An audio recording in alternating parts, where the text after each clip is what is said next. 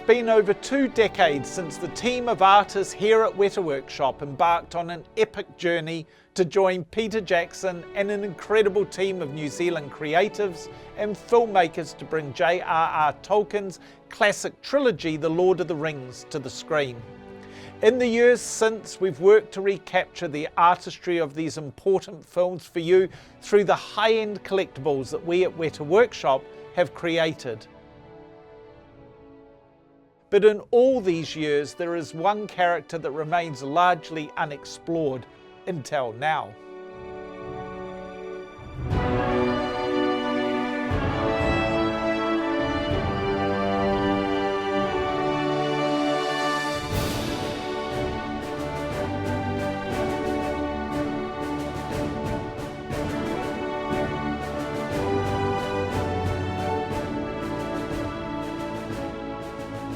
I'm a bit of a dinosaur at Weta. I've been here for almost 22 years. And as such, I was part of the design team on The Lord of the Rings.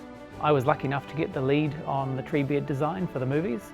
So his look in the film was to a large extent based on my drawings and sculptures. There's a wonderful continuity having been here when Treebeard was created for the films to then also now be able to help out direct and influence his collectible.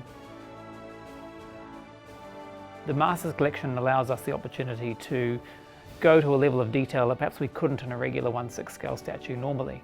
And that involves using mixed artificial greenery on the leaves and really sculpting in lots and lots of moss in places, trying to maintain as much fidelity to the original 1:1 scale puppet and digital model as possible.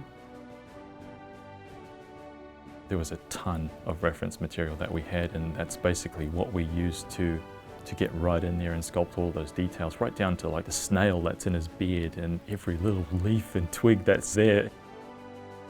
I have access to files from Weta Digital. I have access to photos of the models that the workshop built, the 1/1 scale models of Treebeard. The maquettes of Treebeard still exist that were built 20 years ago. Those are sat on my desk, so I have the best possible reference in the world. Treebeard's 1/6 scale, which makes him over 1 metre in height, by far our largest 1/6 scale piece.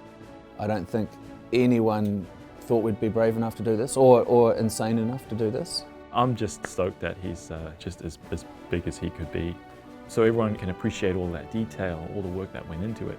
His face, his little clear resin eyes, the mushrooms that grow up his side, the spilling out of the root on the base, the broken axe on the base. And he's in this fantastic scene and Merry and Pippin are in there. It's an all-around great package.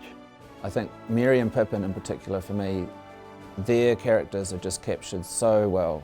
Their likeness is there, their personalities are there. The hobbits are riding up on Treebeard's shoulders, they're throwing rocks down at the orcs. He's looking around for a target with a rock in his hand. He really fires up, and I think that's the moment where you go, oh yeah, yes, Treebeard, now the war is happening.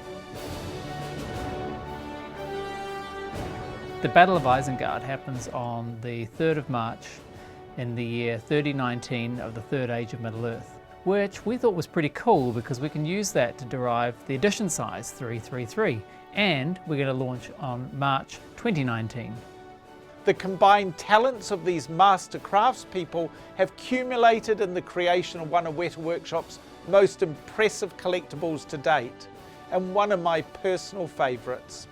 Every now and then all the right things come together to make something really special, and I think the Treebeard collectible is one of those moments.